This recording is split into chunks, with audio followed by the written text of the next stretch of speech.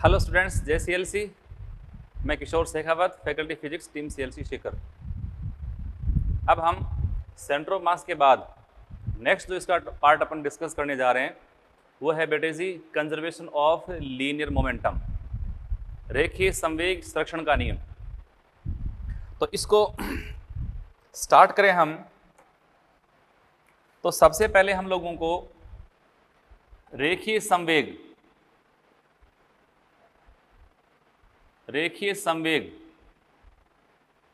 Linear momentum, जिसको हम P से दर्शाते हैं, को समझना पड़ेगा।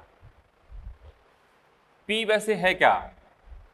ये किसी गतिशील वस्तु से संबद्ध एक भौतिक राशि है। स्थिर राशि का संवेग कितना? 0 होता है।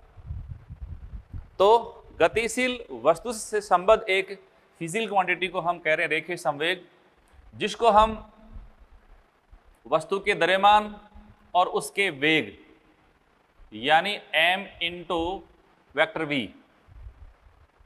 के गुणनफल से इसको अपन करते हैं परिभाषित। अब m एक अदिश राशि है जिसको हमने सदिश से गुणा किया है। तो आपने पढ़ा है m वैसे कोई संख्यात्मक मान ही तो होता है, 1 kg 2 kg इस प्रकार से अंक है कोई। तो किसी वेक्टर को स्केलर से गुणा करते हैं तो राशि कैसी वेक्टर आती है, तो इसको हमने p कहा। अब p चूंकि वेक्टर है तो इसको भी हमें वेक्टर के रूप में दर्शाना पड़ेगा। तो रेखीय संवेग क्या है? वस्तु के द्रव्यमान और वेग का गुणनफल है। इसका फॉर्मूला आपका ये बनेगा। अब जो हमने ये लिखा बेटा जी, ये है क्या? ये है एक वस्तु या कण का रेखीय संवेग। जब ये एक वस्तु के लिए है तो इनके आपस के रिलेशन से आप ये कह सकते हो कि v अगर है नॉन जीरो तभी मोमेंटम है, v के जीरो होने पे मोमेंटम कितना? 0 है। बात खत्म एक वस्तु के लिए। अब इस फॉर्मूले से, जो फॉर्मूला हमारे पास है, उससे अगर अपन इसका परिमाण लिखें बेटे जी, तो परिमाण जो होता है उसको मैं लिखूं तो P बराबर m इंटू v। ये हमारे पास बेसिक फॉर्मूला है। इस फॉर्मूले से एक तो कुछ प्रश्न आते हैं ग्राफ्स के, एक प्रश्न आता है इसमें आपस का रिलेशन है, उससे क्या क्या इससे आपके थ्योरेटिकल प्रश्न बन सकते हैं। तो देखिए यहां मैं 3 पॉइंट आपसे डिस्कस करने वाला हूं बिल्कुल ऑर्डर से। सबसे पहले देखो P is equal to mv में मैं ऐसे कह दूं कि P मान लो मैंने कहा कांस्टेंट है। यदि P कांस्टेंट है तो आपने क्या लिखा? mv बराबर कांस्टेंट। या मैं इसको कैसे लिखने वाला हूं? जब m इंटू वी बराबर कांस्टेंट है तो मैं इसको ऐसे कहता हूं कि v समानुपाती 1/m, v समानुपाती 1/m। अच्छा, v और m जब इस प्रकार रिलेटेड हैं, इसको हम कहते हैं व्युत्क्रमानुपाती संबंध, जिसमें ग्राफ वगैरह आप डिस्कस करते हो। तो इसको अगर मैं शो करता हूं y एक्सिस पर और m को अगर लेता हूं बेटा जी x एक्सिस पर, y पे अगर ले लें हम वेलोसिटी को और इसको ले लें अपन कहां पर? x एक्सिस पे, तो ग्राफ कैसा बनेगा? ये y समानुपाती 1/x के जैसा है। तो ग्राफ बनेगा इसका आयताकार अतिपरवलय।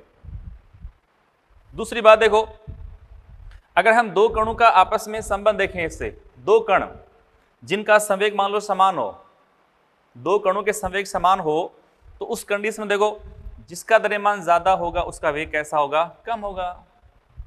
यानी भारी कण का वेग कम होगा और हल्के कण का वेग ज्यादा होगा। पर कब होगा? जब संवेग कैसा बराबर हो। तो पहले हमने इसको यूज किया, दूसरा मैं इसको यूज करने वाला हूं। मान लीजिए मैं कहता हूं कि m है वो कैसा है? नियत है।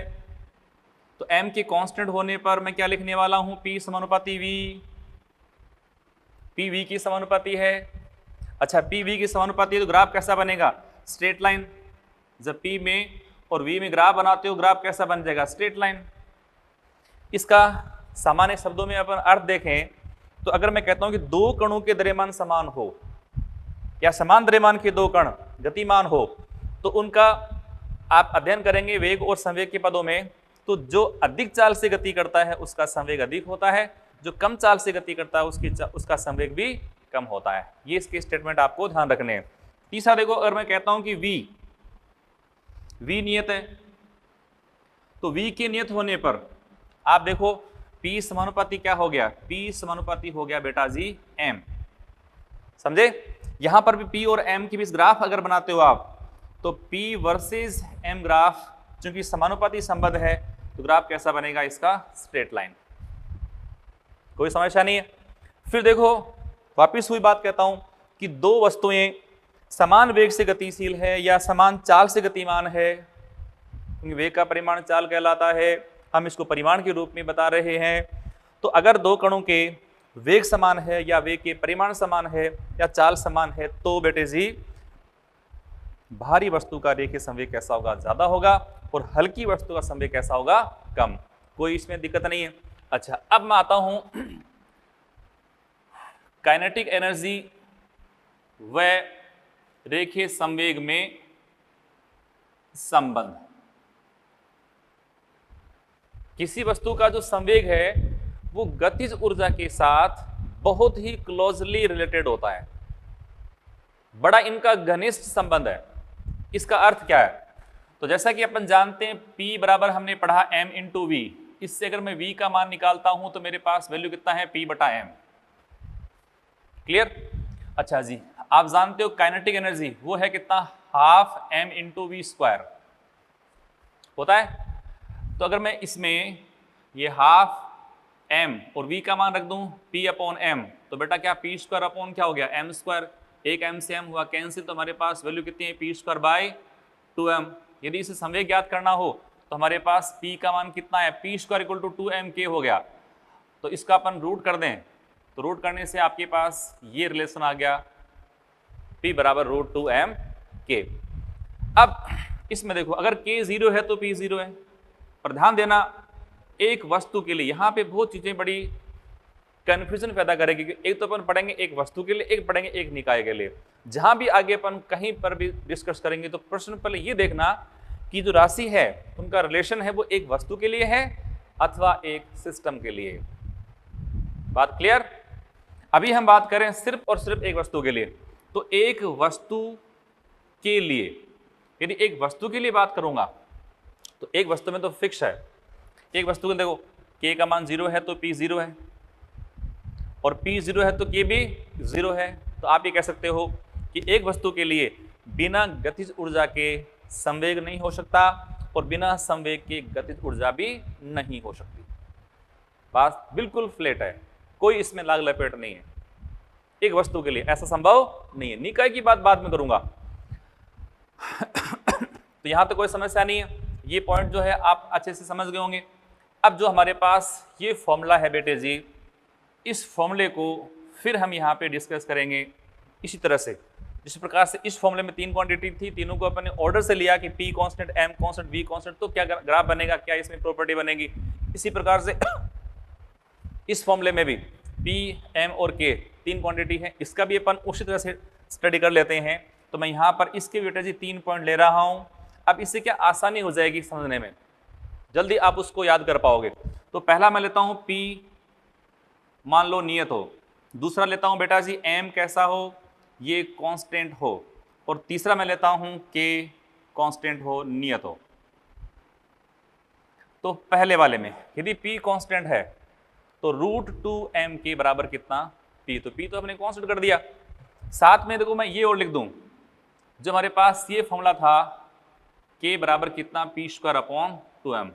थोड़ा इससे अपने को आसानी रहे, कोई दिक्कत नहीं, आप इससे भी कर सकते थे कि रूट 2m के बराबर P था, P कांस्टेंट होने पे कितना हुआ, रूट 2m के बराबर कांस्टेंट, रूट हटा दो इसको तो कितना आएगा, m के बराबर कांस्टेंट, तो K कितना 1/m आ गया ना। और यहाँ डायरेक्ट है, इसमें P के नियत होने पे कैसा है, 1/k समानुपाती है, यानी इससे आपको क्या मिला, K समानुपाती 1/m। ग्राफ बनाओगे K और M में कैसा बनेगा, स्ट्रेट लाइन में, या बोलो सिमिलर है। जो ग्राफ V और M में है वैसा ही किसमें, K और M में। कौन सा ग्राफ, यही। यहाँ आप लिख दो K, यहाँ कर दो आप M, परंतु K और 1/m में ग्राफ बनाते हो तो कैसा बनेगा, स्ट्रेट लाइन। ग्राफ यहाँ दो बन सकते हैं। एक तो ग्राफ ये पूछे आपसे कि K वर्सेज M, एक ग्राफ पूछे K वर्सेज 1/m।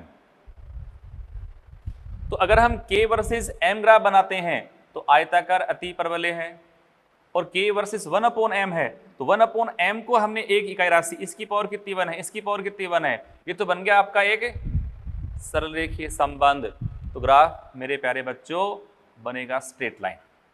ठीक है, आराम से कर लेंगे, हो जाएगा।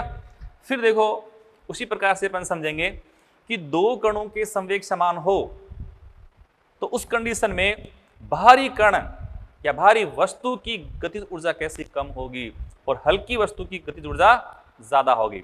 अब कोई समस्या नहीं है, सारी प्रोसेस आप समझ चुके हो।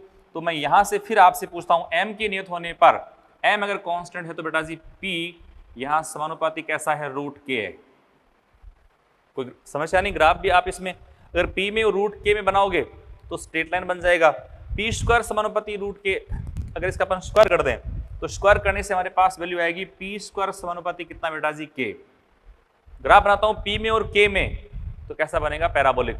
और पैराबोलिक में आपने पढ़ा है जिसकी पावर कम होती है उसका माउथ उस तरफ ओपन हो जाता है। तो ग्राफ p में और k बनाते हो, पावर इसकी 1 है तो k की तरफ इसका ग्राफ या इसमें पैराबोला का माउथ है वो ओपन हो जाता है। शब्दों में इसका अपन उल्लेख करें तो दो वस्तुओं के द्रव्यमान समान होने पर क्या बताएंगे, जिसकी गतिज ऊर्जा ज्यादा होगी उसका संवेग भी ज्यादा होगा। उल्टा भी सही है, जिसका संवेग अधिक होगा उसका काइनेटिक एनर्जी का मान भी अधिक होगा। कम होने पे कम, अधिक होने पर अधिक। k अगर मान लो कांस्टेंट हो, k के नियत होने पर p समानुपाती कितना आया, p समानुपाती √m है। तो दो कण जिनकी गतिज ऊर्जा कैसी है बेटे जी, समान है, तो उनका संवेग कैसा है, द्रव्यमान के वर्गमूल के समानुपाती है। जिससे आप अर्थ निकालोगे कि दो कणों की गतिज ऊर्जा समान है तो उसमें भारी कण का संवेग अधिक होगा और हल्के का संवेग कम होगा। ग्राफ वगैरह जो कि आपने बेसिक मैथमेटिक्स में या स्टार्टिंग के टॉपिक्स में ढंग से पढ़ा है, ग्राफ वहां पर भी ऐसे आते हैं, कोई इसमें इश्यू नहीं है, आराम से कर लेंगे। बोलो फिर एक बार मैं पीछे आता हूं।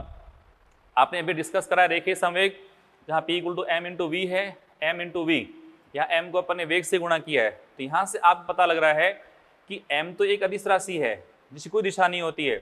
जो दिशा वेग की होती है वही दिशा किसकी होती है, संवेग की होती है। बात सही है।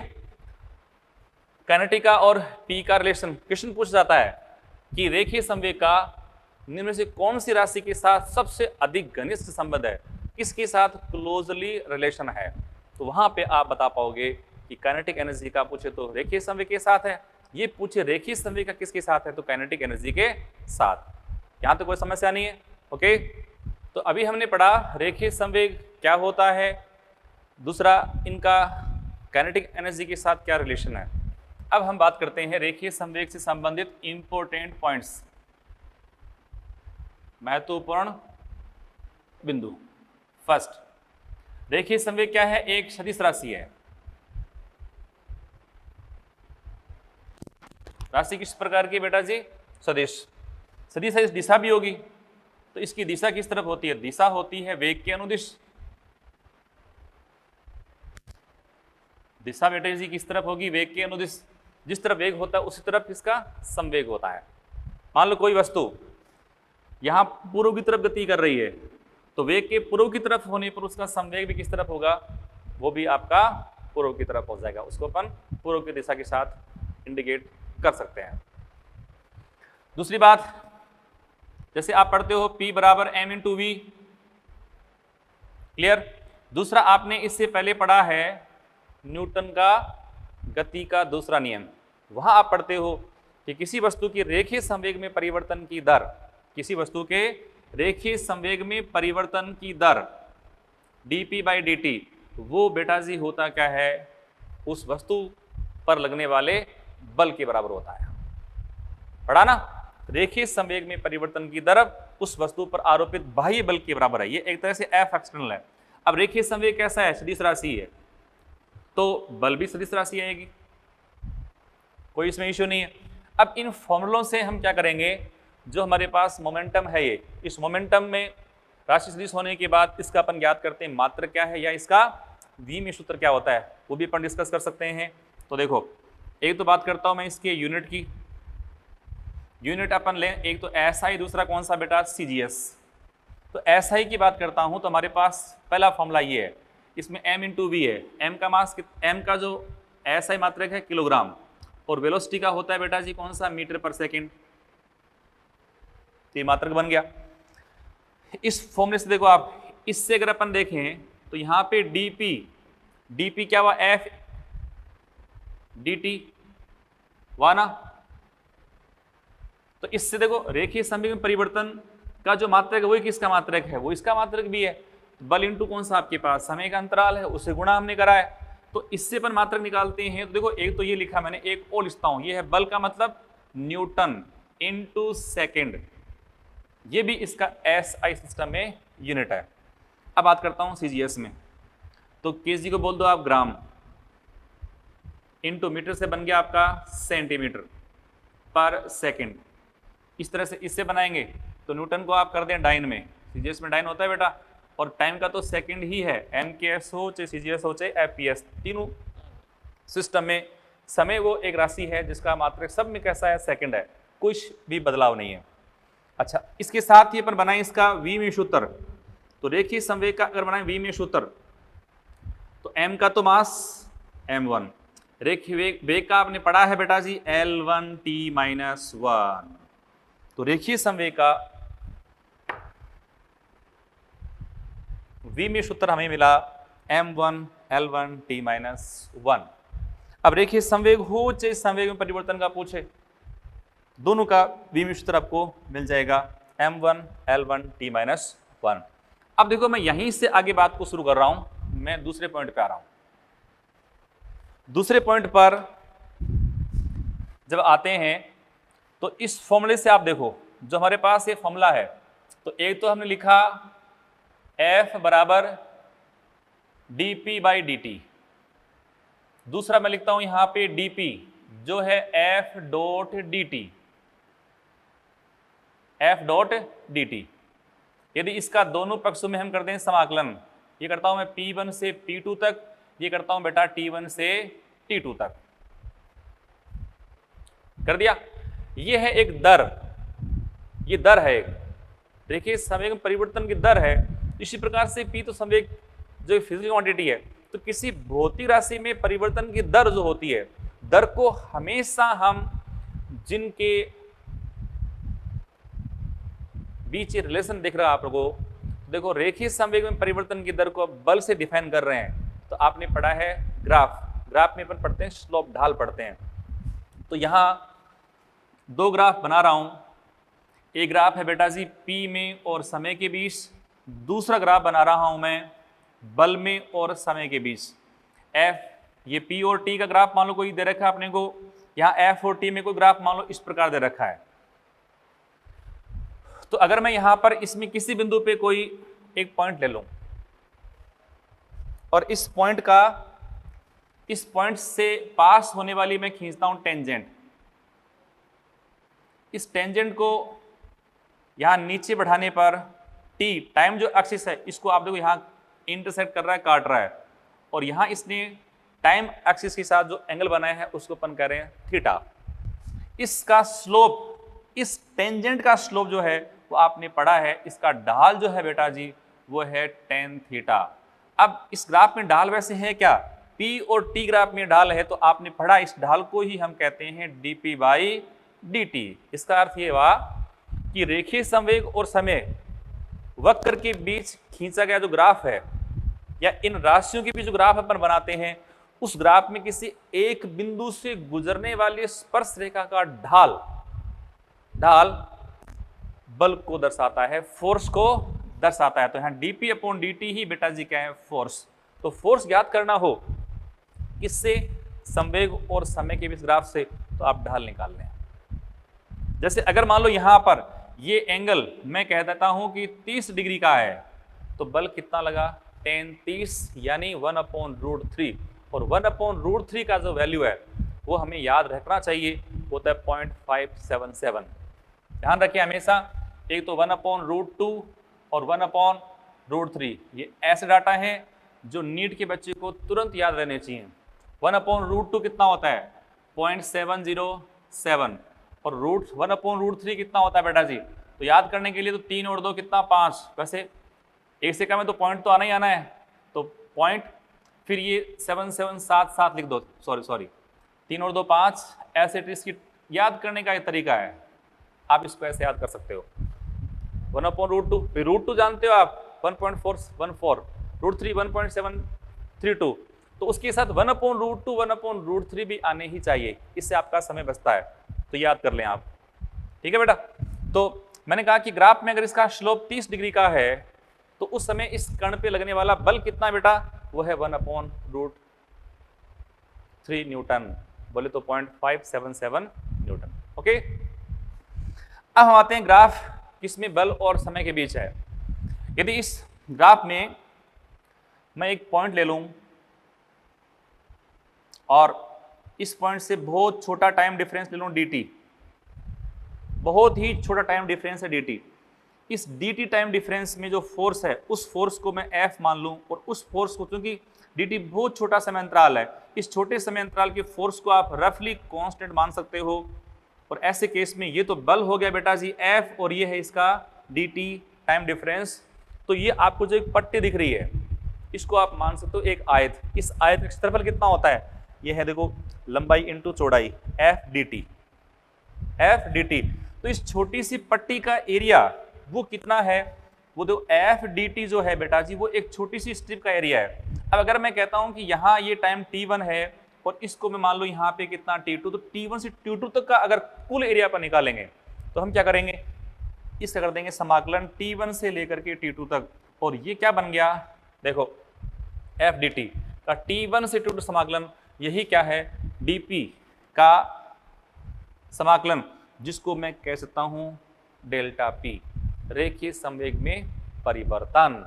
तो इसको भी ध्यान कर लें कि बल और समय अक्ष, बल और समय जो राशियां हैं उनके बीच खींचे गए जो वक्र है, वक्र और समय अक्ष, ध्यान देना, वक्र और बल अक्ष नहीं, वक्र और समय अक्ष के बीच जो परिबद्ध क्षेत्रफल है, जो परिबद्ध एरिया है, जो परिबद्ध क्षेत्रफल है बेटा जी ये पूरा एरिया, ये पूरा क्षेत्रफल किसको दर्शाएगा? ये रेखीय संवेग में परिवर्तन को दर्शाएगा। तो जब भी प्रश्न आएंगे उन प्रश्नों में अगर आपको बल और टाइम ग्राफ दे रखा हो और ये लिखा हो कि कण आरंभ में रेस्ट में हो, जब रेस्ट में हो तो देखो डेल्टा पी क्या बन चुका, डेल्टा पी परिवर्तन हमेशा होता है पी फाइनल माइनस कौन सा, पी इनिशियल होता है। तो ये लिखा हो कि अगर कण आरंभ में रेस्ट में हो तो इनिशियल समय कितना 0, तो ये मिलेगा आपको पी फाइनल। अब इसको मैं कहता हूं m into v final is equal to, हमारे पास ये आ गया, ये ग्राफ से अपन एरिया ज्ञात कर लेंगे, तो जो ग्राफ का एरिया है वो किसके बराबर आ गया है, m इंटू वी, 0 था ना, ये m इंटू वी एफ के बराबर। और यदि हमें किसी कण का द्रव्यमान भी दे रखा हो तो आप उसका वेग ज्ञात कर सकते हो, उसका वेग आप ज्ञात कर सकते हो, समझे? तो ये हमें यहां से अच्छे से ध्यान देना है। तो वापस देख लें एक बार, हम पॉइंट पढ़ रहे थे फर्स्ट, जिसमें हमने इसका ये देखा कि राशि कौन सी दिशा राशि है, दिशा वेग की अनुदिश है, इसका मात्रक, और हमने बनाया विमीय सूत्र। फिर हमने इसी फॉर्मूले को काम में लेकर के दूसरे पॉइंट में ये डिस्कस करा कि स्लोप और यहाँ एरिया कौन कौन से के बीच में क्या हो, किसको रिप्रेजेंट करेंगे। तो बिल्कुल यहाँ से 2 पॉइंट आपको मिले। पहला मिला F इक्वल dp/dt से कि P और T के बीच ग्राफ बनाएंगे तो उसे किसी एक पॉइंट का स्लोप बल को दर्शाएगा। यदि हम बल और टाइम के बीच ग्राफ बनाएंगे तो ग्राफ का जो वक्र बनेगा, वक्र और टाइम एक्स के बीच का जो कुल क्षेत्रफल होता है वो रेखीय संवेग परिवर्तन को दर्शाएगा। तो डेल्टा पी हमने वहां से निकाल लिया, डेल्टा पी निकालने के पश्चात उसको अपन P final minus P initial कर सकते हैं, और उससे और भी आपके प्रश्न सॉल्व हो सकते हैं। अब मैं एक एग्जाम्पल लेता हूं, देखो इसका,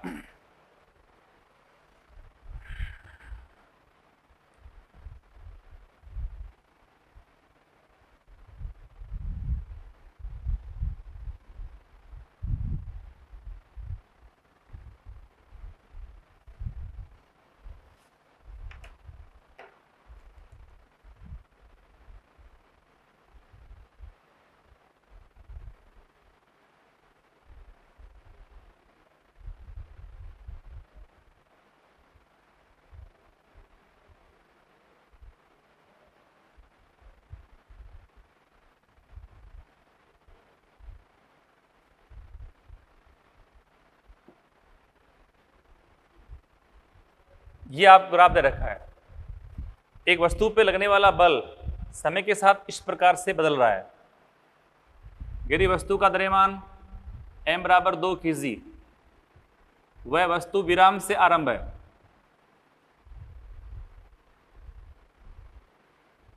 विराम से आरंभ है, तो वस्तु का अंतिम वेग क्या होगा, ये हमें पूछ लिया। तो देखो ग्राफ किसमें है, बल और समय में। आपने क्या पढ़ा था, बल और समय वक्र के बीच का जो क्षेत्रफल है, इस क्षेत्रफल के और समय अक्ष के बीच का जो क्षेत्रफल पूरा होगा वो किसको दर्शाएगा, वो रेखीय संवेग में परिवर्तन को दर्शाएगा। तो डेल्टा पी हमारे पास प्यारे बच्चों कितना आया, वो इस ग्राफ का है क्षेत्रफल। ग्राफ का क्षेत्रफल निकालना हो, या तो पहले अपन इस त्रिभुज का निकाल लें अलग से, इसका निकाल लें, ये आयत बन गया, दोनों को जोड़ दें, है ना, या फिर हम जो समलंब चतुर्भुज होता है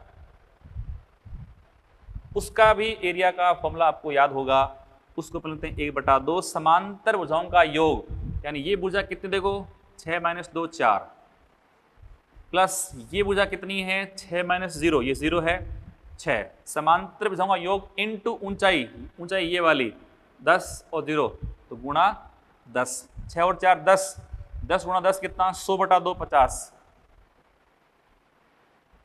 तो रेखीय संवेग में परिवर्तन कितना बेटा जी 50 आ गया। अब रेखीय संवेग परिवर्तन वैसे है क्या, मैंने कहा था आपको P फाइनल माइनस कौन सा P इनिशियल। अब P फाइनल वैसे है कितना m इंटू वी फाइनल। हमने कहा था कि विराम से आरंभ है तो इसकी आरंभ में स्पीड कितनी 0 है, तो P आरंभिक कितना बेटा 0 हो गया, और इसका मान है कितना 50। तो इससे अगर मुझे V फाइनल पूछ जाए तो वो कितना 50/m, तो 50/m, m कितना था बोलो 2 kg, ये लो, तो इसको डिवाइड करोगे तो कितना 25 मीटर पर सेकंड, ये इसका आंसर आ गया। आराम से कर सकते हो, बोलो ठीक है। हाँ, तो अब हम जो मॉड्यूल के कुछ एग्जाम्पल डिस्कस कर रहे हैं, तो सबसे पहले आप आइए पेज 2.11 जिसमें एग्जाम्पल है 9th, स्टार्ट करें, आ जाओ पढ़ो पहले। तो इसके 2 पार्ट्स हैं, पहला पार्ट पढ़ें, वो कह रहा है कि 2 द्रव्यमान जिसमें एक का द्रव्यमान दूसरे से n गुना है। जैसे एग्जाम्पल जो 9 है उसका पहला भाग देखो, उसमें कह रहा है कि मान लो m1 कितना बेटा जी m है, तो m2 जो है वो कह रहा है कि वो इसका n गुना है nm, दूसरे पार्टिकल का जो द्रव्यमान है वो पहले का n गुना है, सही है।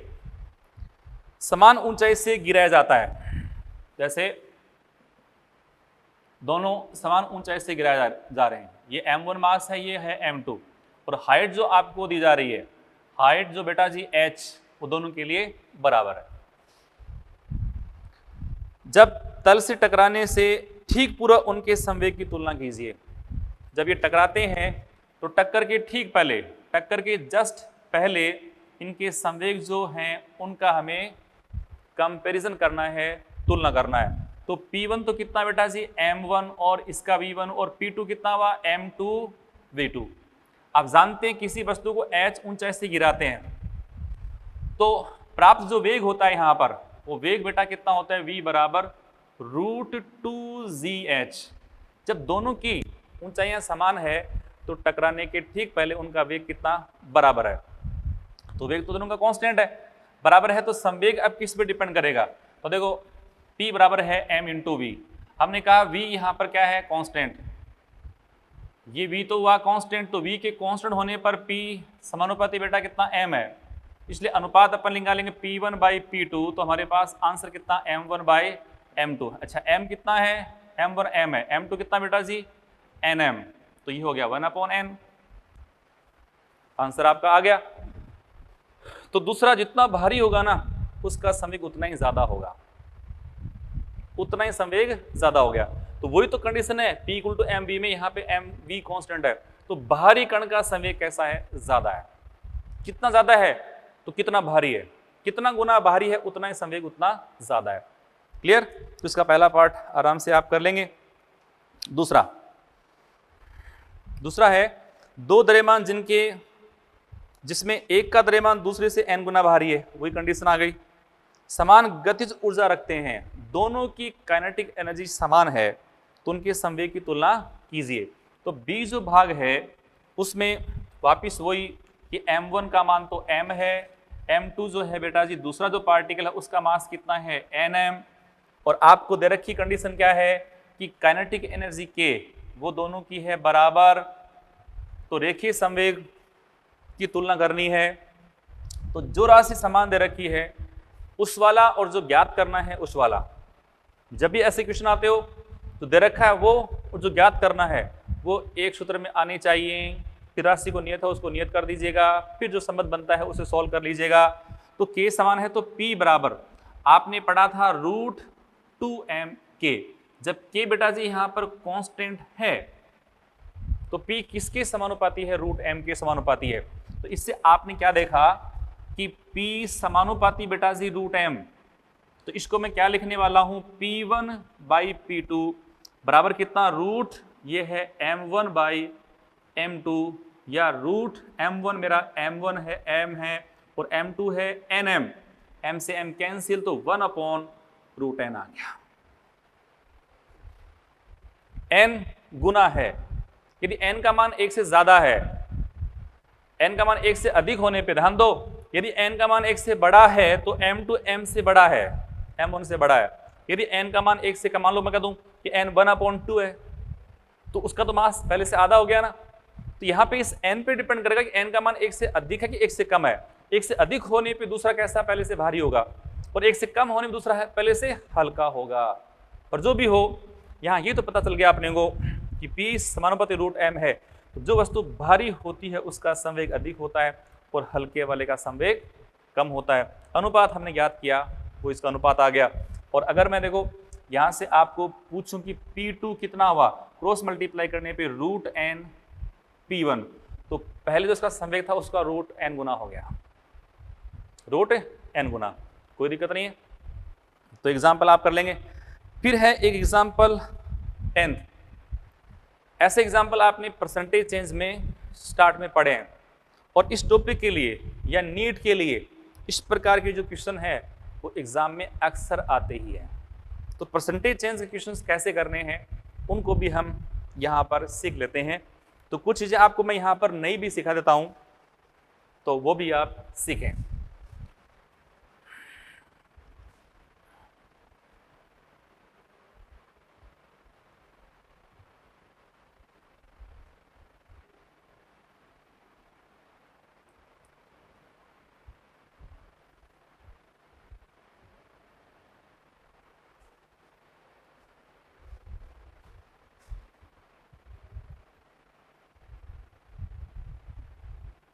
तो परसेंटेज चेंज में जो क्वेश्चंस आते हैं वो दो आते हैं। पहला आता है जब परसेंटेज चेंज 5% से कम हो, और दूसरा आता है परसेंटेज चेंज कैसा 5% से अधिक हो।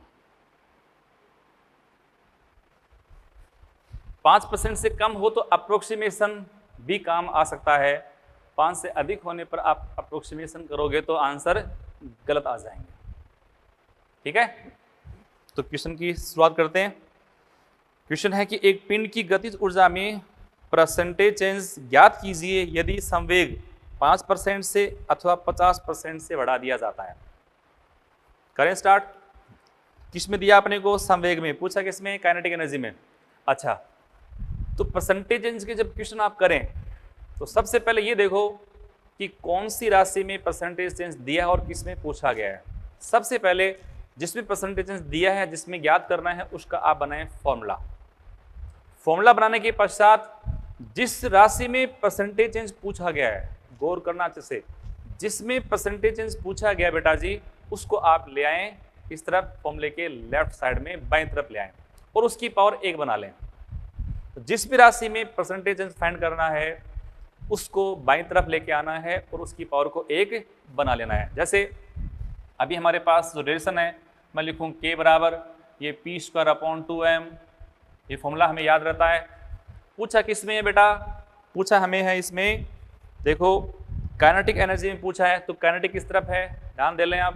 जैसे अगर गलती से मैं इसमें ये लिखता फॉर्मूला कि P बराबर √2m के, अब शुरुआत हम किस फॉर्मूले से करते हैं, गलती से मान लो वो लिख लिया हमने पहले, तो वो हमने लिख लिया तो के में पूछा है ना, तो कैसे ना करके कैसे करके हमें उस के को बाईं तरफ लेके आना, उसकी पावर कम एक करनी है। यहाँ इसकी पावर कितनी 1/√2 है, यहाँ तो सीधा सा है के की पावर कितनी 1 है ना। तो मैं क्या बोल रहा हूँ, जिसमें पूछा जाए उसको कहाँ लेके आओ, राशि को बाईं तरफ, उसकी पावर 1 बना दो। चलो साहब इसकी पावर 1 है, अब कोई इशू नहीं है। m यहाँ पर कुछ m में बदलाव नहीं दे रखा है, इसका मतलब m को क्या माना गया है, नियत। तो हमारे सामने अब k समानुपाती p² जैसा एक फॉर्मूला आ चुका। क्लियर।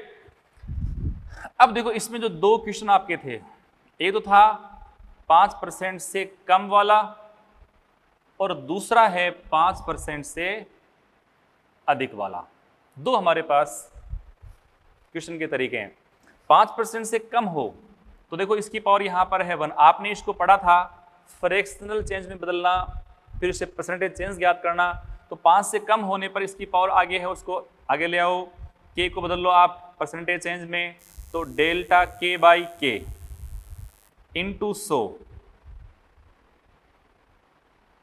बराबर, यहां पावर कितने 2, इसको आगे ले आओ बेटा 2, delta P upon P into 100। ये क्या है, पी का परसेंटेज चेंज और ये क्या है, गतिज ऊर्जा का परसेंटेज चेंज। चूंकि काइनेटिक का तो हमें ज्ञात करना है और ये संवेग का आपको दिया गया है, ये आपको पूरा रखना है, ये आपको पूछा जा रहा है। तो मैं ये लिखूँ ना कि के गतिज ऊर्जा में परसेंटेज चेंज, इस लाइन का मतलब ही क्या है, ये पूरा का पूरा इसी का मतलब है। अब देखो यहां रेखीय संवेग का परसेंटेज चेंज, तो आप देखें दे रखा है अपने को 0.5%, तो 0.5 से आप इसको गुणा कर दो तो ये आ गया आपका 1%। अब संवेग को आपने बढ़ाया है तो प्लस में लिखना है, घटाया तो माइनस करना है। आप प्लस में बढ़ा रहे हो तो प्लस में मैंने लिखा है इसको, तो ये प्लस में बनाएगा।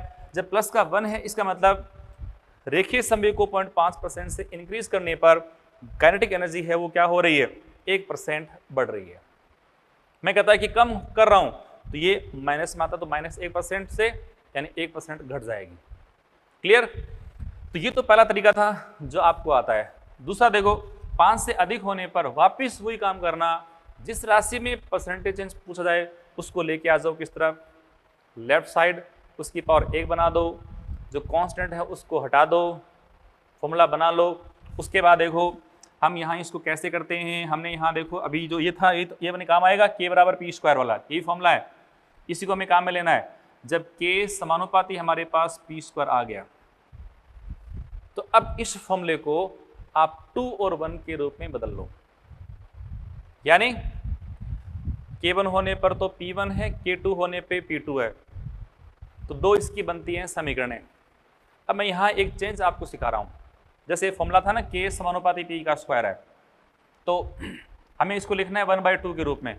अब बहुत सी गलतियां होती है, तो सबसे सरलतम रूप है, यहाँ तो गलती होने के चांस रहते नहीं है। फिर भी जो बच्चे कई होते हैं बड़े ज़्यादा शाणे होते हैं ना, वो बच्चे यहाँ गलती कर बैठते हैं। तो हम तो शाणे हैं नहीं, है ना, आप शाणे थोड़ी ना बच्चों, अच्छे बच्चे हो आप तो k समानुपाती p² है ना, जो भी आपके पास रिलेशन है मुझे इसको 2 और 1 के रूप में लिखना है। तो क्या करें, सबसे पहले ये k/k और p/p लिख दो, आप जो भी फॉर्मूला है जैसा भी है उस रूप में लिख दो। उसके बाद देखो यहाँ पावर 1 है, 1 पावर होने पे छेड़ना नहीं है, पावर 2 होने पर उसको इस तरह से लगाओ ब्रैकेट, और जितनी पावर है उतनी पावर आप लिख दो। अभी तक आपने कुछ नहीं किया, ये फॉर्मूला था, इसको आपने ऐसे बना लिया। ऐसे करने के बाद आप जितनी पावर थी यहाँ 1 थी, तो मैं 1 अगर लिखता भी हूँ तो कोई फर्क नहीं पड़ने वाला, इसलिए पावर 1 होने पे आप इसको ना लिखें। 2 है, 1/2 है, जितनी पावर है प्लस की माइनस की जैसी भी है उसको जैसे है वैसे वैसे लिख दो ब्रैकेट लगा करके। अब देखो जो फॉर्मूला हमारे पास ये था, इस फॉर्मूले में यदि मैं इसको करता हूं 1 तो 1 आएगा ना,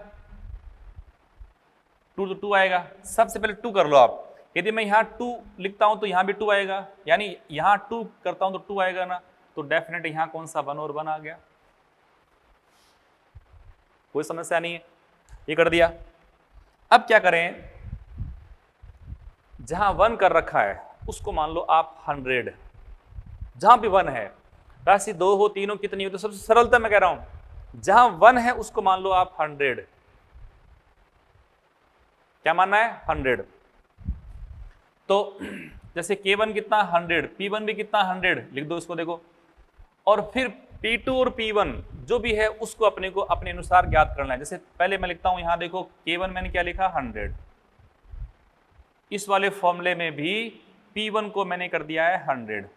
अब क्वेश्चन है कि रेखीय संवेग को 50% बढ़ा दिया, पहले कितना था 100 का 50% कितना 100 इंटू 50/100, 50 आ गया, 50 आपने बढ़ा दिया तो अब ये कितना हो गया P2, 100 + 50 150 नहीं हुआ क्या? बता रहा हूं वैसे करना है, जहां 1 था वहां 100 लिख देना है, कोई भी राशि हो, उसके बाद दिया है उसको फिर अपने अनुसार लिख दो, लिख दिया भाई। ये पावर कितनी 2 कर दी। अब ये जो K2 है, K2 आपको फाइंड करना है तो K2 को आप छेड़े नहीं, लिख दें इसको। अब इसको सॉल्व करता हूं, उड़ाओ, तो यहाँ पॉइंट आ गया 1.5 का स्क्वायर, आप जानते हो 15 का स्क्वायर कितना होता है 225, तो 1.5 का कितना हुआ 2.25, क्या लिखूं इसको 2.25। क्लियर? अब इसको 100 से गुणा कर दो, देखो तो K2 हमारे पास आया 225%। अच्छा K1 कितना था 100, हमने K1 कितना माना है बेटा 100 माना है, तो बदला कितना, बढ़ोतरी कितनी हो गई, वृद्धि कितनी हो गई, डेल्टा K।